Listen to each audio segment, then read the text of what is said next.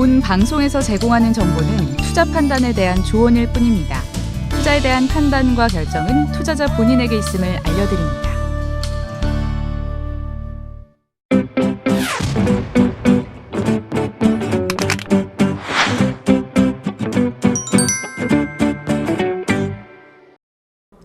자, 시청자 여러분 안녕하십니까. 김현구의 투자 전략 시작해 보도록 하겠습니다. 자, 오늘은 거래소는 24포인트 하락, 코스닥은 1017포인트 하락됐네요. 코스닥은 1037포인트 마감했고요. 거래소는 3162포인트. 오늘 수급을 보면 오늘 개인들이 많이 사왔고 외국인 기관들이 다 매도가 들어왔어요. 이 기관들이 조금 잡아주면 좋을 건데 조금 매도가 좀 강해요, 생각보다. 외국인도 마찬가지로 최근에 들어왔던 금액을 설설설 팔고 있는 모습을 보여줬고요. 오늘은 뭐니 해도 카카오, 네이버들이 급락이 나오면서 시장 분위기에 대한 흐름이 많이 연출됐다, 이렇게 보여집니다. 오늘 보면 좀 안타까운 게 뭐냐면 이 빠질 때는, 고점에서 빠질 때는 정말 무섭게 빠져요. 10% 정도 빠져버리니까. 네이버도 마찬가지고. 그래서 항상 제가 저번에도 얘기했듯이 우리는 항상 매수할 때는 어떤 거 매수? 고점에 있는 종목은 하지 말아라 라고 말씀을 드렸던 것 같아요. 특히 대형주 같은 경우는 고점 매매가 되게 위험해요. 지금 같은 경우는 지수대가 높기 때문에. 오늘 외국인들 54만 주 네이버로 때렸고요. 카카오는 더 크게 매도가 들어왔죠. 예. 그러니까 사이클이라 그러죠. 이게 고점을 찍은 종목들은 조심해야 될 게 뭐냐면 밀리면 많이 밀려요. 오늘 또 외국인 기관 양매도 세게 들어왔는데 우리 개인들이 또 물량을 받는 모습을 보여줬네요. 되게 힘들어요, 여기서. 그러니까 대형주의 고점은 많이 빠져요. 우리 NC도 봤잖아요, 우리가요. 악재가 희석되지는 게 아니라 악재가 더 큰 악재를 만든다, 이렇게 보면 될 것 같아요. 이거 봐요. 여기 NC소프트, LG 생활건강, 그 다음에 오늘 또 LG 생활건강. 이 종목도 고점 대비 많이 밀렸잖아요. 그죠? 이렇게 정신없이 빠지잖아요, 이게. 고점 찍고 이 반값까지 빠져요. 거의 40~50% 빠진다, 이렇게 보면 되고. 아모레퍼시픽 같은 거 화장품 관련주도 오늘 좀 급락을 하는 모습을 보여줬네요. 그죠? 한 10포인트 정도 빠졌다는 얘기예요. 근데 반대로 움직이는 것들도 있어요. 저번에 얘기했던 제가 관심 정보도 어떤 OCI나 이런 것도 간단하죠. OCI, 그다음 현대, 제철 이런 것들, 그다음에 이런 종목들을 좀 강하게 움직였어요. 플러스권에 있잖아요. 철강 관련주도가 오늘 좀 움직이는 모습을 보여줬단 말이에요. 철강 쪽에. 그런 거 잘 보면 되고요. 어제 우리가 관심 종목에 넣었던 종목들이 오늘 급등하는 걸 보여줬어요. TBH 글로벌 오늘 4.5% 오늘 좀 강하게 움직였죠. 그 다음에 황금 ST, 어제 얘기했잖아요, 우리가. 원자재 잘 보자. 황금 ST. 자, 얘도 오늘 7% 나왔어요. 강하게 나왔던 모습을 보여주고 있고요.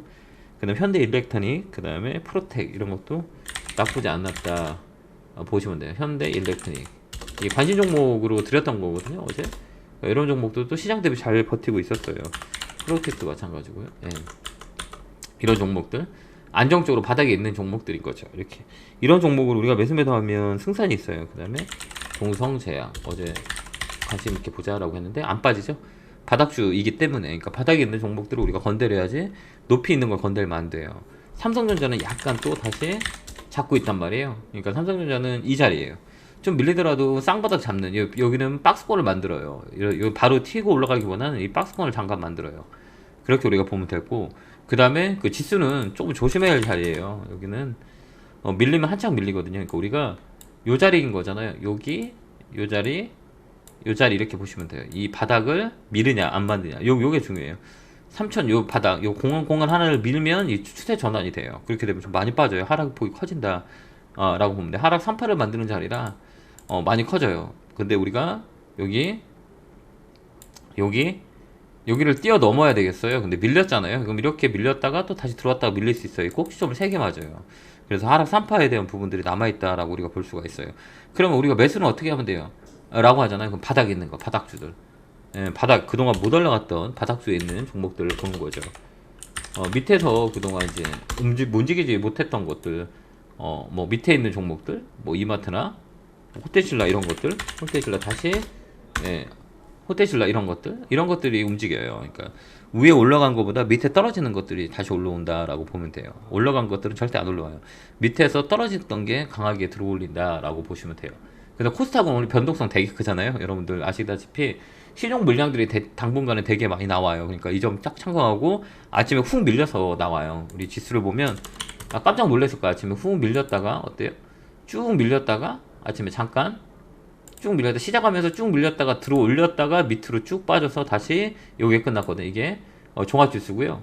후딱도 볼게요. 후딱도 예, 시작과 동시에 쿡 밀렸다가 들어 올렸다가 들어 밀렸다가 들어 올렸다 계속 밑으로 추세가 계속 꺾이잖아요. 그러니까 약하다라고 볼 수가 있어요. 내일도 이 추세가 이어질 수 있어요. 내일은 또 만기일인 거잖아요. 만기일 때는 또 시장에 영향을 좀 줄 수가 있어요. 그러니까 당분간은 현금화 전략 드리도록 하겠습니다. 현금을 조금 보유하고 있는 전략.